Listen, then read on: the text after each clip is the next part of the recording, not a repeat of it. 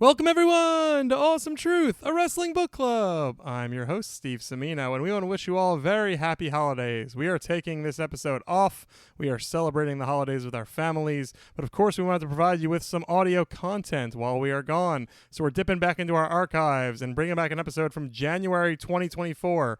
It's our review of the A24 movie, The Iron Claw, the Kerry Von Erich family movie starring Zac Efron, Jeremy Allen White, a.k.a. Bruce Springsteen, and the rest. So sit back, relax, and enjoy this classic episode of Awesome Truth.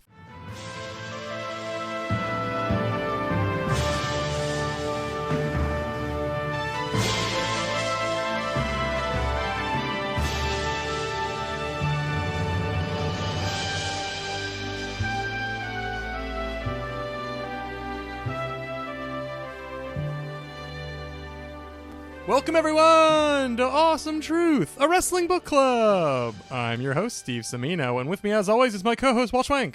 Hey, Walters. Hello, Steven. How's it going?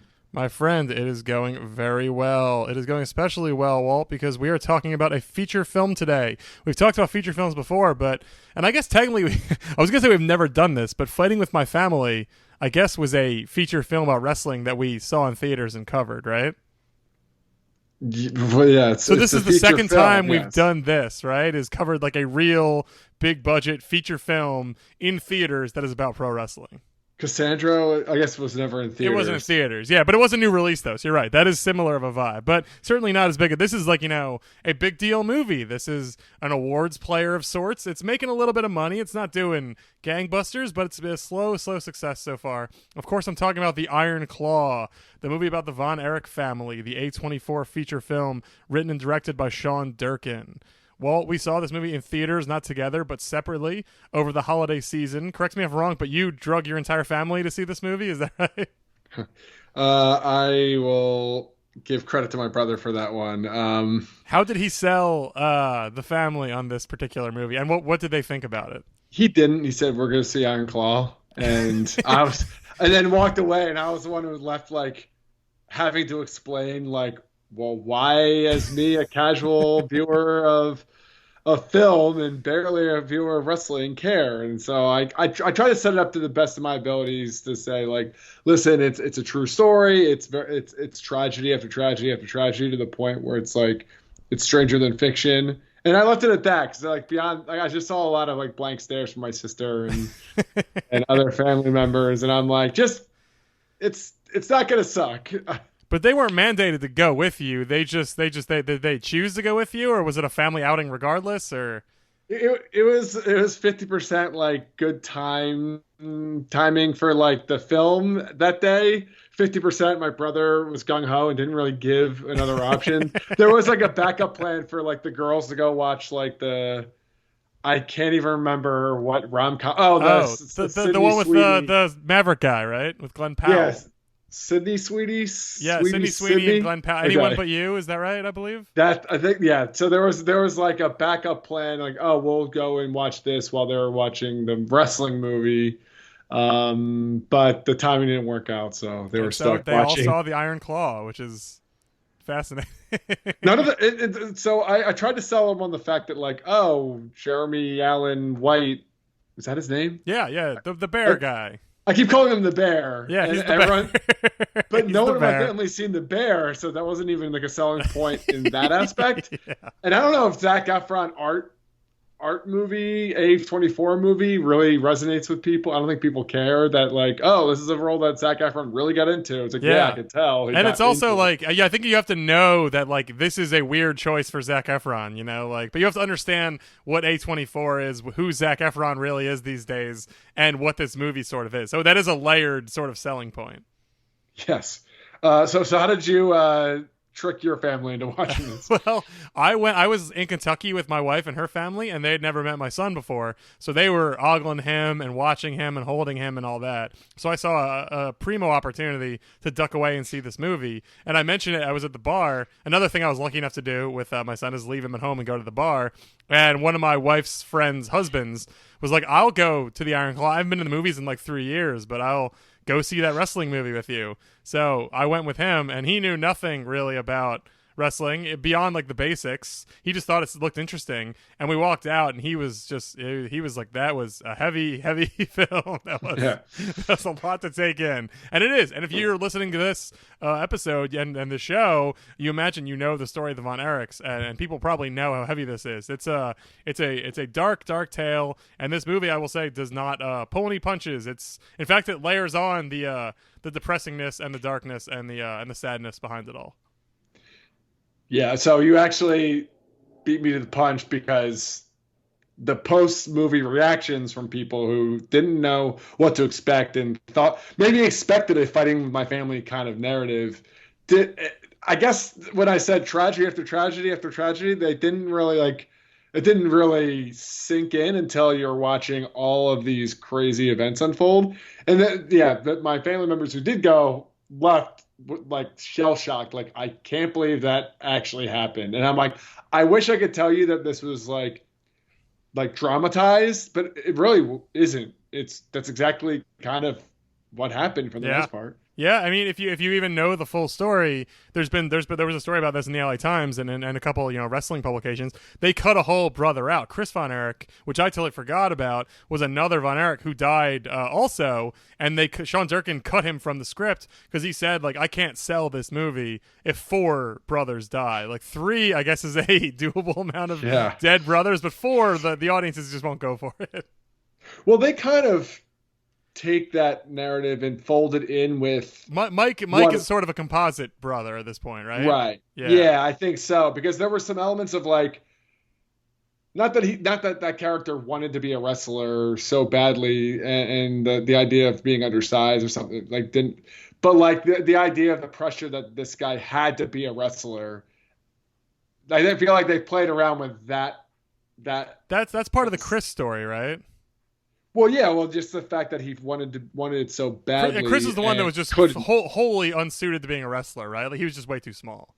He was like sickly, right? And I don't know if see. This is the part that really threw me off, because I left confusing stories of the Hart family with the Von Erichs. Because there was like a Hart family brother that like was just really sick, but I don't know if Chris was sick or was just undersized. Yeah, well, we don't need to get into the weeds on that one, but it is, I think the main takeaway is, this is, and sort of you touched on it. I think this is I guess before we get into that, let's talk about general impressions of the movie, because I think that will sort of sum up where we go from there. Did you like the movie? Did you think it was good? And I mean, and also, I guess coming at it as a wrestling fan, like, do you think it was objectively good? And as a wrestling fan, do you think it, was a well produced piece of wrestling depiction type entertainment? I think it was good. I think it was like, the ceiling for me was very high. And that was probably unrealistic, because like halfway through the movie, as a wrestling fan, it's hard to not feel like I've been here before, just because like none of this is like new or interesting to me. Like, you're almost like desensitized to like how crazy the story is, because I've heard it so many times, and B, this isn't even unique for wrestling families, you know what I mean? Yeah. Like, it is, but like, this is like the most extreme version of it. But like, well, you said the heart version is not that far off. At this point, no. Yeah. But so I found myself really, it was tough to uncouple from what I knew and what I knew to expect, and just taking the movie by itself. But I thought it was really well done, and I mean, outside of a few casting issues, which I'm sure we'll talk about, like, I think it was well done. I mean, they executed what they wanted to do. I mean, like, would I watch this over Dark Side? Probably this. Yeah, and I will say, for people who don't know Sean Durkin, he's a director and a writer. He has 2, feature films to his name before this. A movie called Martha, Marcy, May, Marlene, which is a movie about a cult, I believe, starring Elizabeth Olsen in the Elizabeth Olsen debut, basically. Yes, that is correct. Basically the first Elizabeth Olsen movie, when she was just the younger, sibling of the Olsen twins. All of a sudden Elizabeth Olsen became like a legitimate actor. And then there's a movie called The Nest that came out in 2020 with Jude Law and Carrie Coon, about like a crumbling sort of marriage, which I love that movie. But I think that and Martha Marcy May Marlene is pretty solid as well, especially for a debut. But he's definitely got that, if you know movies, the A24 sort of shine to it, which is not all horror, but usually dark and depressing. Like Hereditary is a common example, like the Ari Aster movies. Like just like definitely the vibe is usually very depressing and not always evil, but there usually is a lurking sadness and uncomfortableness to most of their movies. And the Iron Claw, is of a piece with Durkin's previous movies, and certainly with the A24 ambiance. And so I think, to your point, Walt, this movie is executed very well as one of those movies, as a dark, depressing feature film about a family. As a wrestling picture, I think that is obviously what people will come to us to talk about. I definitely think there are flaws. I think it was one thing I like about it, I will say, is it does not, we talked about this a million times in the show, it does not labor to explain what wrestling is. It does not, there's one conversation between Zac Efron's Kevin and Lily James, who eventually ends up as his wife, as Pam, and they talk about the basics of wrestling. But that's to me, you got to get that out of the way at some point, and having him explain to his future wife what wrestling is a very easy, simple way to do that. I really didn't find that particularly offensive, and I was happy that beyond that, it's mostly just like wrestling just plays out in the movie. Like they in a basketball movie, they don't have to explain to you what basketball is. Like they don't have to explain to you the intricacies of the NBA schedule. Like you just sort of pick up on things as they go, and I feel like this does a good job in that, where it gives you the bare minimum what you need, and then it just moves on. Like it doesn't matter what WCCW is, like it just sort of presses forward and you pick it up as you go. Yeah, sure, they could have given you a little bit more context relative to this is like early '80s wrestling, and I think in the case of like a mass audience art film, like I forgive them a little more if they did give us out of like a 2-hour plus movie, like saying like, so territories, this is what this means, and this is why this is important to our family as a result. Like I forgive that, you know what I mean? Yeah. Without going into like the Gold Dust Trio. It's like, oh, we don't need to do this again. Like, but Toots Mond was. Yeah, right. So, yeah, I'm glad, but to your point, I'm glad they didn't really take the time to hold you by the hand and really like, I would hope that wrestling is a little bit more mainstream now, where people have a basis of understanding to the way people understand what basketball is. And when you watch Space Jam, Michael Jordan's not explaining to you the rules of basketball. Yes. Even though that's for babies, and babies probably do need to understand the rules of basketball, but still. Doesn't that prove the point even more? Yeah, the babies will pick up on it, and so will if we trust the babies to figure out that Lola Bunny's going to slam dunk here, then I hope that we entrust that the adults of this Iron Claw can figure out that wrestling is a dramatized fight. Yeah. But I will say, even like stuff like when the Freebirds come into the movie does not waste even like a scene where someone goes, Jack's like, where Fritz is like, I'm bringing in the Freebirds, and everyone goes, whoa, the Freebirds, they're a legitimate 6-man or a 3-man trio, like I'm just so glad they didn't even do that. They're just in the ring and they have a little match. I was like, that's great. Like we should just understand that these are new opponents for the Von Erichs. Like I think given the story they were trying to tell, it would have felt really bloated if they had wasted a lot of time. Like the movie was clearly way more interested in the personal dynamics between the family members as opposed to what's going on in world-class championship wrestling. Right. And I also think too that, they showed more than they told. So like over the course of like the movie, you just see the crowd getting smaller and smaller. And the whole point of like talking about how big the Freebirds rivalry was is just to say the business was really big, and as a result people rallied behind and showed up and paid a lot of money to see these matches. Like you showed that by seeing a full crowd going nuts for these people, and then juxtaposed later with the movie where there's like maybe like 20 people in the crowd, and you can clearly tell there's a decline in like interest as brothers are dying and things just get more complicated and for the family. So yeah, I also think that those early wrestling scenes, like there's that montage too after Carrie hears Tom Sawyer playing by Rush, there's a great montage in the first, like, say, half hour where they just show that the Von Erichs becoming a hot trio. And I thought that was so good. Like, that just really sums up so much, like you said, just the business starts to boom, the Von Erichs get really popular, you know, they solidify themselves, they start to become legitimate wrestlers, they're all trained and ready to go. Like, I think that is just really, really smart visual storytelling, you know, and I think that set the tone really well for how the movie was going to depict wrestling. It was, like you said, it was going to show you a lot of things, and it was going to explain maybe the few things it needed to. Mostly it was going to just press ahead until we got to unfortunately, the tragedy. Right. But I was gonna ask, yeah. What were your? We've talked a lot about things the movies did right. Now I would love to hear from your take what the movie did incorrectly or poorly. Yeah, I mean, I really enjoyed the movie. I thought it was super well done. It's probably going to make my top 10, and I'm a movie nerd for people who don't know that. So I rank all these things on Letterboxd. Like, I try and track my faves of the year. So, like, I just all that to say that I consider this one of the best movies to come out this year.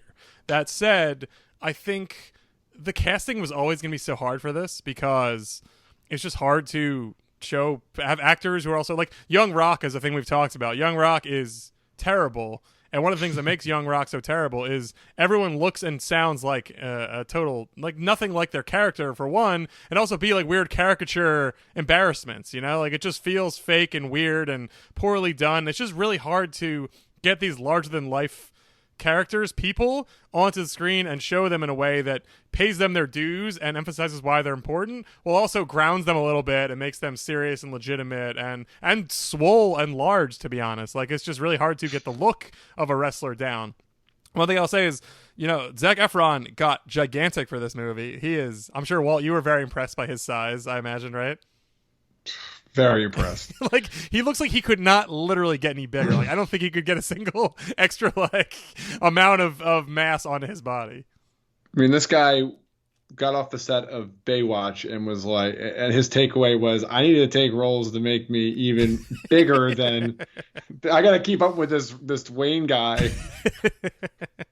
There's being cut, and there's, like, putting my thumb in my mouth and blowing and just puffing out to, you know, with muscles. And that's basically Zac Efron. Do we know Kevin Von Erich was that? That was a question I had too, because when they I was gonna say Jeremy Allen White is Kerry Von Erich. When I was watching the movie, I was like, man, Kerry, like, is a baby. Like, Kerry should be on 205 Live, if even. And then when they showed clips at the end, I was like, oh, Kerry was pretty small. Like, he certainly was smaller than the other guys. So that seemed, you know, I'm sure all these guys they're all miniaturely sized down, you know, like the real Von Erichs, I imagine, were all 6 feet tall or higher. These guys are probably all 5'8", 5'9", 5'10" at most. But I think they all seem to scale similarly sized, but I don't think Kevin was. I don't recall Kevin being jacked to the gills like that. I just don't.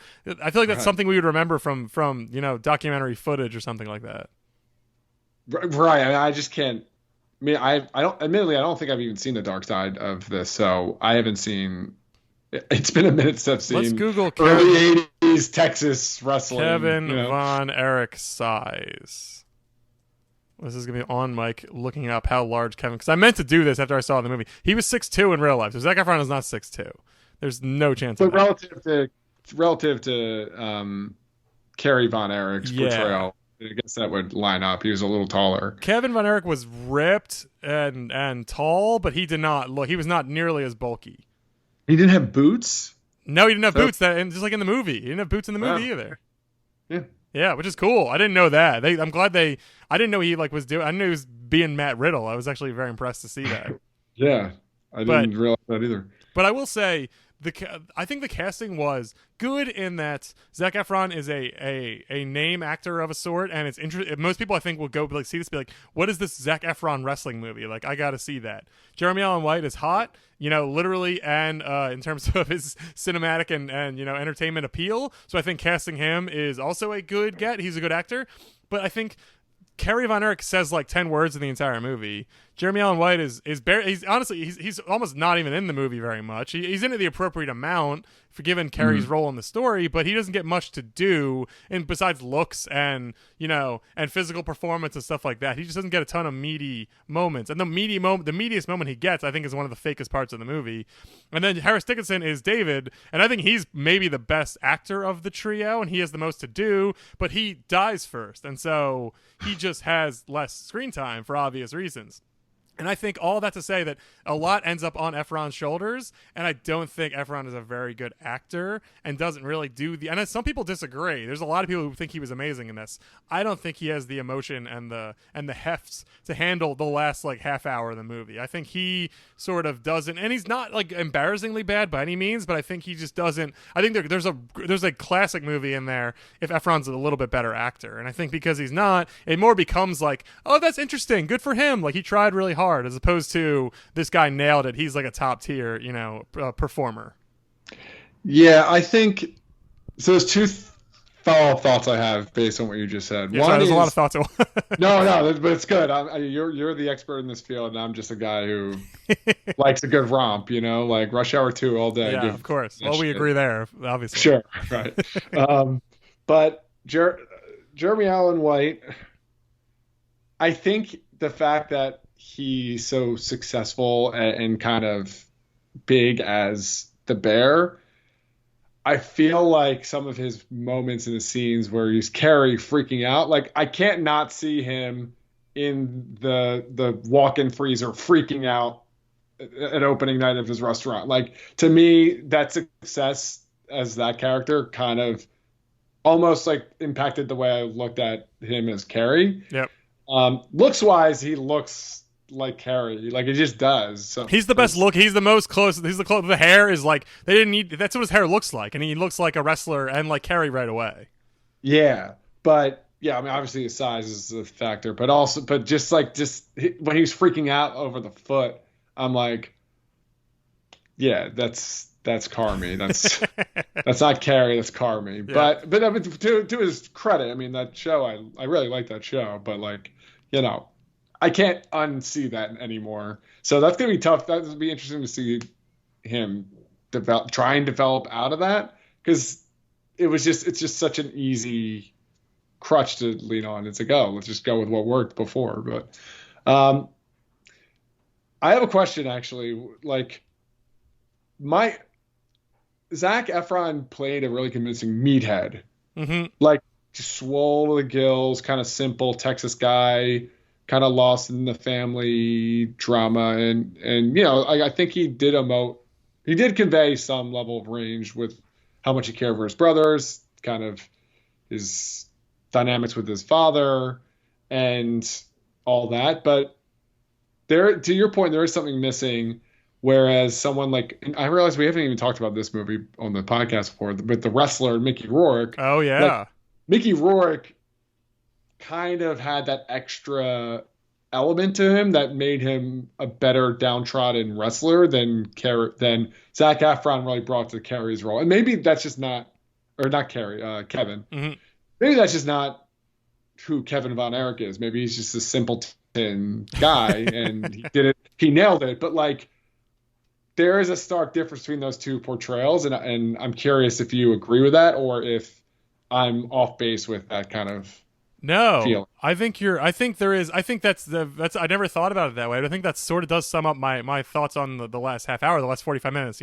That nebulous end of the movie period, because in the beginning, I think you're right. Efron, the best scenes of the movie are when it's the brothers all hanging out. I think they do an amazing job of establishing a dynamic and a love between them without hamming it up or making it too heavy-handed. I think it's just that the actors all, what's his face? Jeremy Allen White, obviously, Harris Dickinson, and then Stanley Simons plays Mike, who I've never seen in anything before. They just have a natural love to them and a natural tenderness that I think is extremely genuine. And I think the movie doesn't work without that, and that's why the tragedy hits home so hard later, is because like, shit, those actors did such a good job of convincing me that all they want to do is hang out together, wrestle together, be together, and then life intervenes, tragedy intervenes, bad luck, all that stuff, and then like they all fall apart. And I think that the falling apart is just not as well executed. Like you said, like it's Jeremy Allen White is just, like, I agree with you. Like, he comes with some baggage, for lack of a better term, and you just sort of, it's a very similar sort of needs for him in this and in The Bear in terms of what they're asking him to do as an actor. So I could totally see why you would feel that way. And then I think Efron, once the pleasant meathead I Love My Brothers act is sort of stripped away from him, I don't like, he doesn't have to become Mickey Rourke. He doesn't have to become downtrodden and sad and just, beaten up by life, but he's sort of the same guy, just with a mopey sad face, like.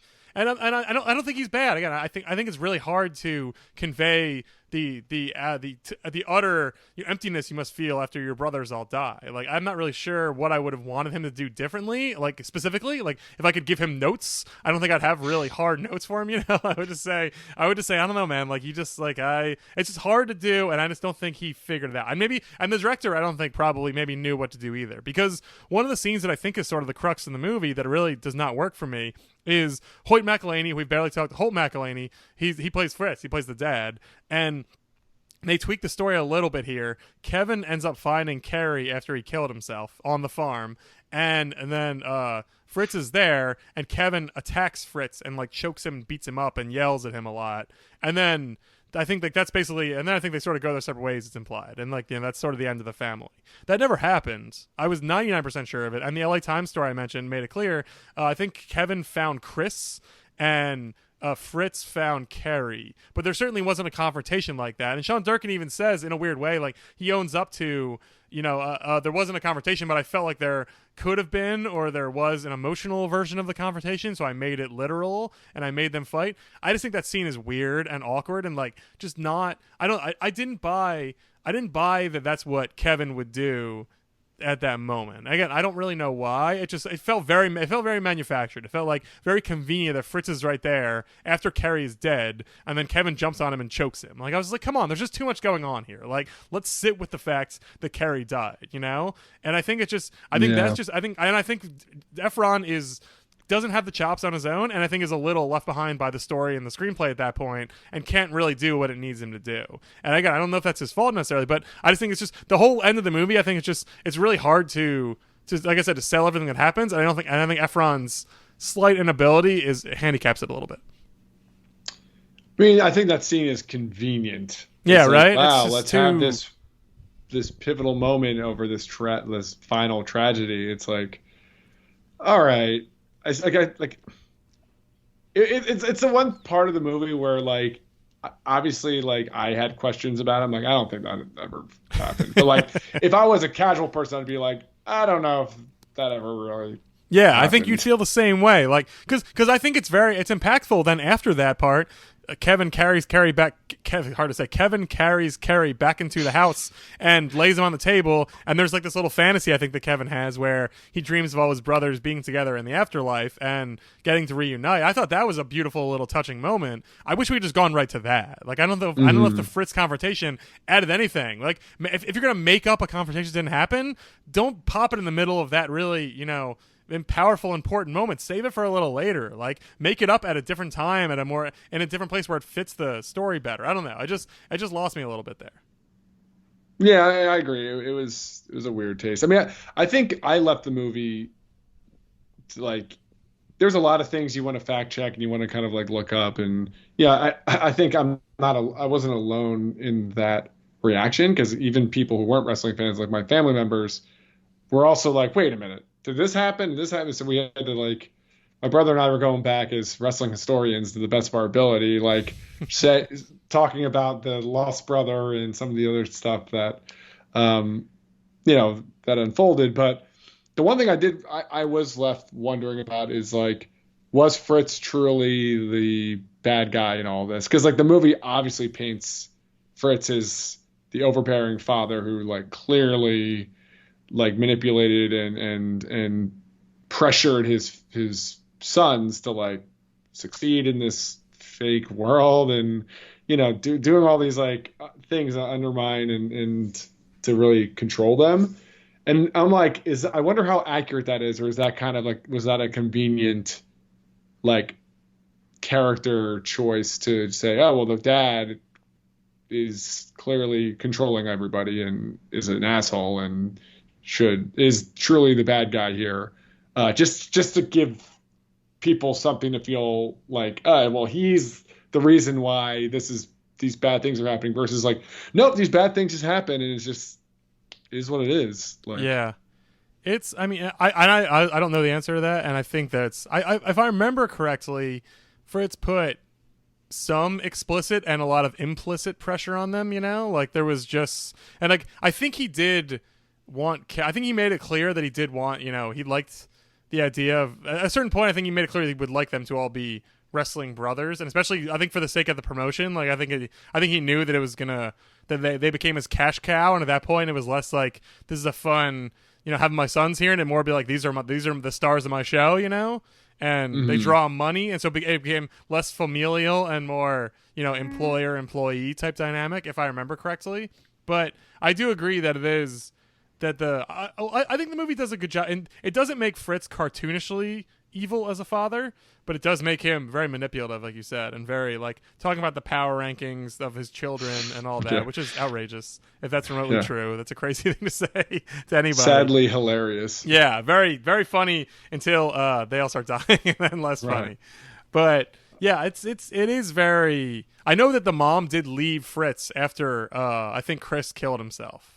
So in the movie, Maura Tierney, who we didn't mention, who's really good as the mom, I thought, she does not leave. She just sort of has a quiet rebellion and starts painting at the end, basically implying like I'm not under your thumb anymore. I'm gonna do what I want to do as opposed to what you want me to do.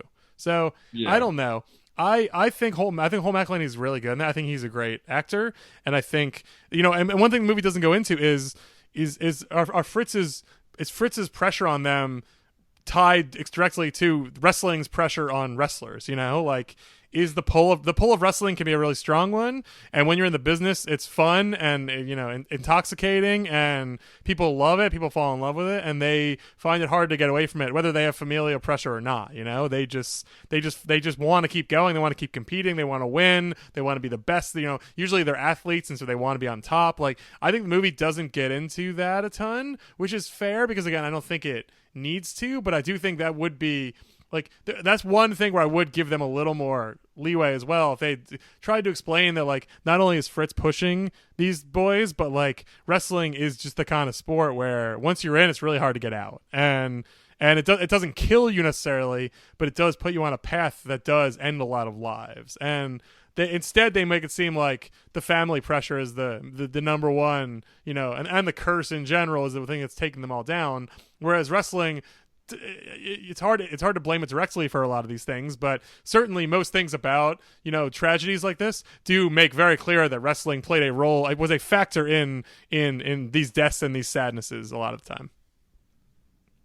Yeah, I mean, they definitely go into the fact that wrestling pressure like leads to bad decision making with Mike's downfall and stuff like that. And they show Kerry popping pills and stuff, and Yeah. they have a bar fight. So they do it, like I said, they do some show not tell where they make clear they're getting into some stuff, or they're feeling the heat on them to come back, to stay out there. But they don't. Like, I think they could have owned that a little more. But also, I think it's understandable why they didn't. There's also a regional thing too, where it's like a lot Like of heels. I saw a lot of parallels to heels. But just the idea of like, oh, well, the NWA's come back to town this time around and every 6 months, and now's our time to grab the moment. And it felt like there's a lot of pressure on them to succeed as people who represent the company and represent the territory. But like, there also felt like there was like a lot of it was out of their control in a sense that like there's nepotism, but also they're just such a small cog in this bigger machine of the NWA.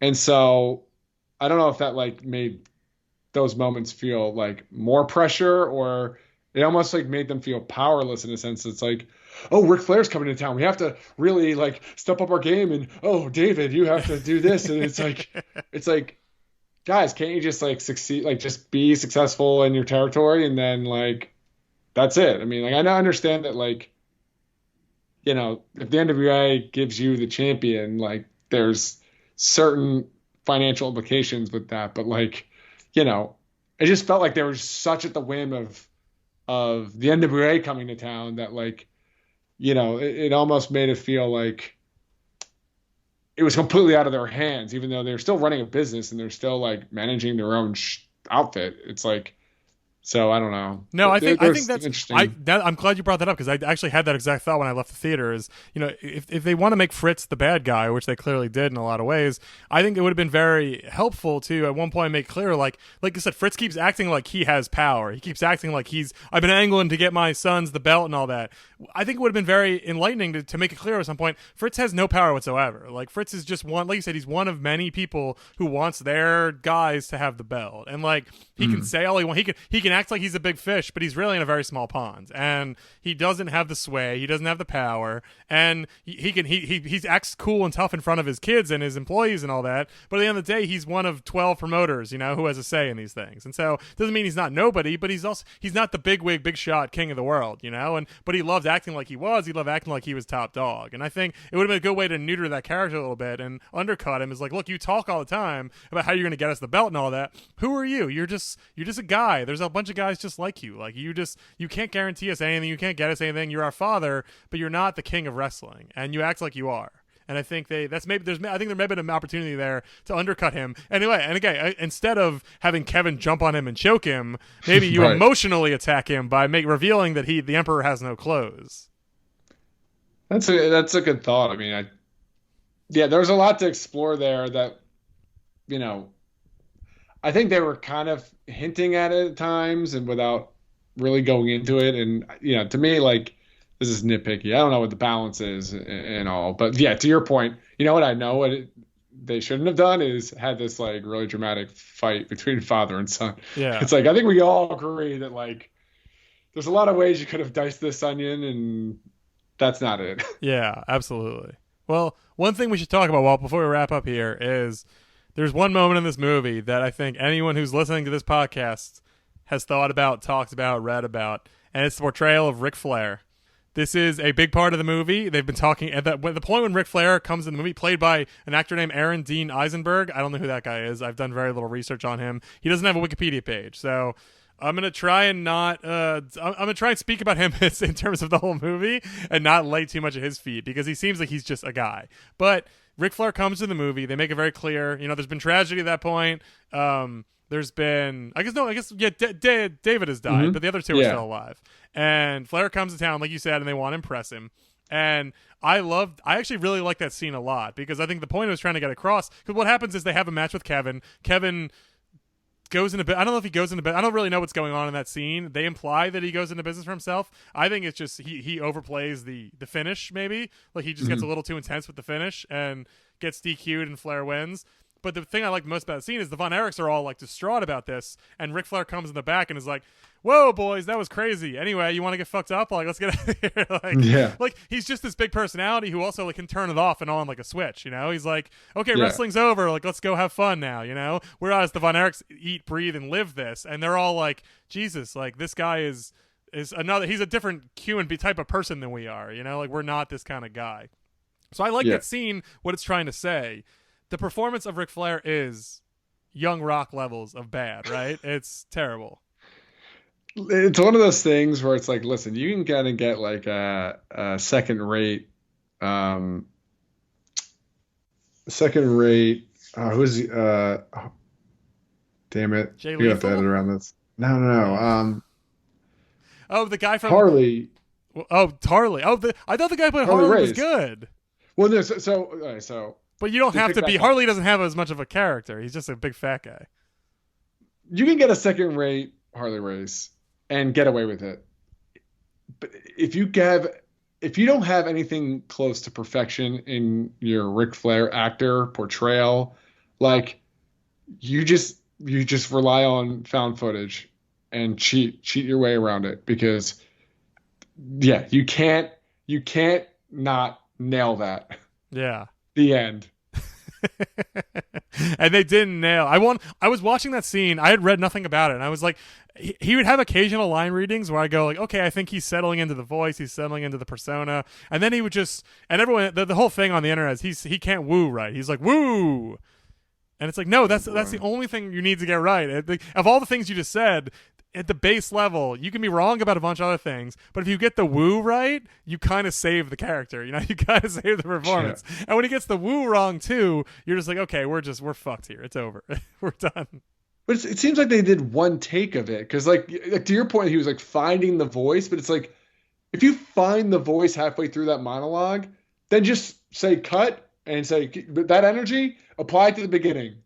Yeah. Now action, because it felt like it was like one and done. It's like, this is good enough. Yeah, he hit it at times, but he didn't. It's like he read his lines properly. He got them all out, I guess. Yeah. Who actually is going to care about this? Well, at least two people do. It's just it's if I wish I'd actually asked my buddy I went to the movie with, like, if he cared. I'm sure he did not even clock that scene at all. So maybe it's not that big of a deal, and it's like you said, half your audience, if not more, probably doesn't even know what you're doing.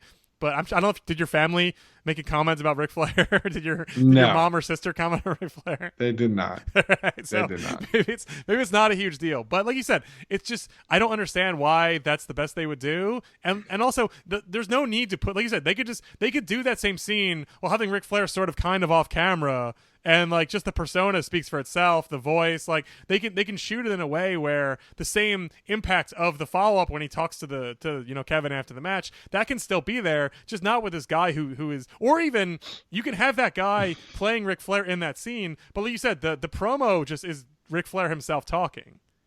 Because that guy, when he walks in the locker room, I don't need him to have the same swagger he has in the promo. The whole point is that he's not doing that anymore. Different. You know? Yeah. He's turned it off for a little while. The weirdest part is they did found footage in a scene before with Ric Flair, and then they did an actor. And it's like, that would have been an interesting motif to say when you just show the broadcast, you just show literal footage of Ric Flair back in the 80s. Yeah, you're allowed to do that. We all would have that happens in movies all the time. That's totally reasonable. I would have had no. I would have said. I would have said what you. I would have been like, you know what? It's so hard to do a Flair well. I'm glad they didn't even try. You know, I'm glad they just cut their losses and said, "Who cares? No one is going to care." And and the people who will care, we're going to lose them no matter what. So let's not even try. Let's just show Rick, and then we'll have the guy playing him for 30 seconds in the backstage. Yeah, it's bad. It's really bad.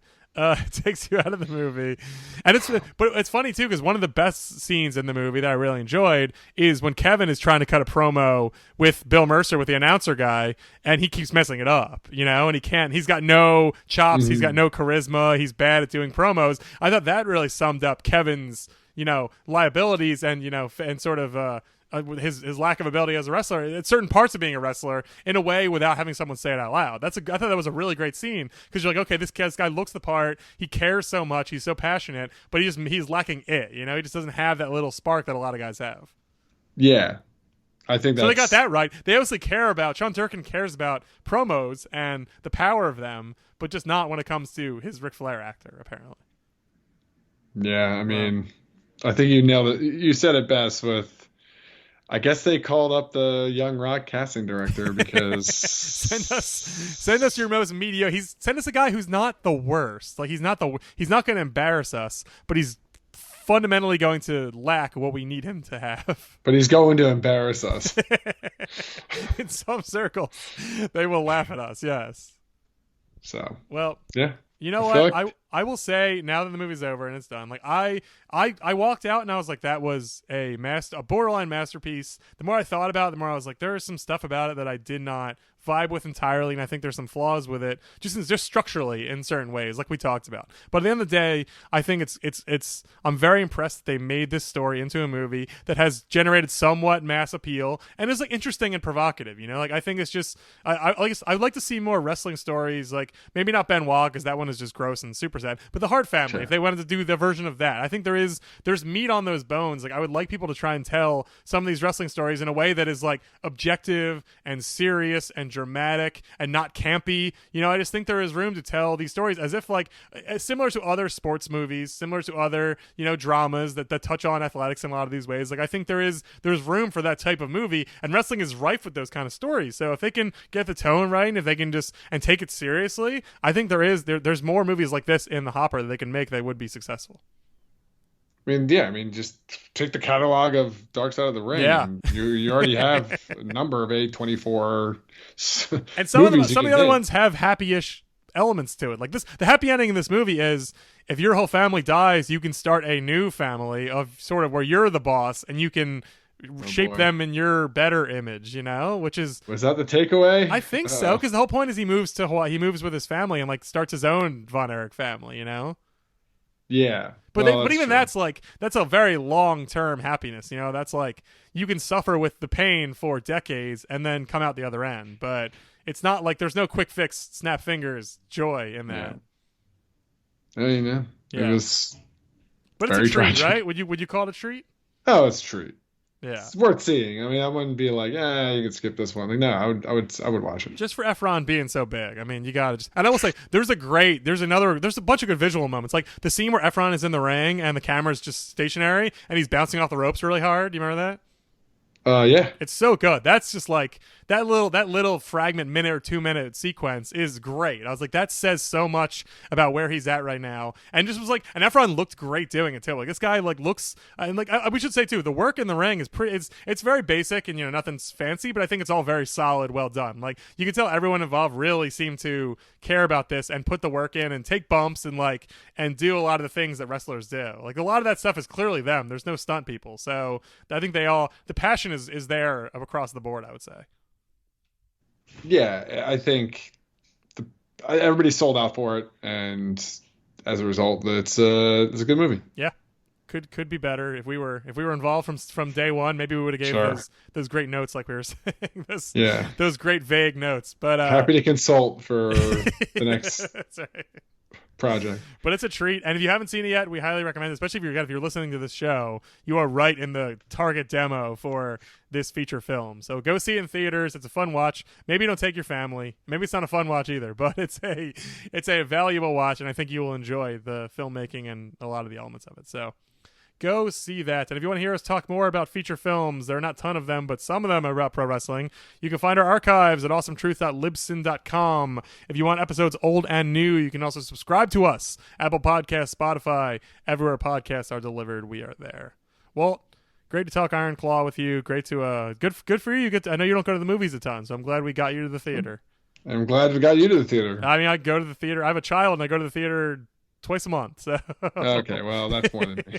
But I did appreciate the opportunity to sneak away on Christmas Eve and watch this incredibly depressing movie. So interesting choice releasing at Christmas too. That's quite a time to put this kind of movie out there. But Yeah, bring your best family. best family watch of 2023. That's right. All right. Thank you all so much for listening. And remember, the truth will set you free.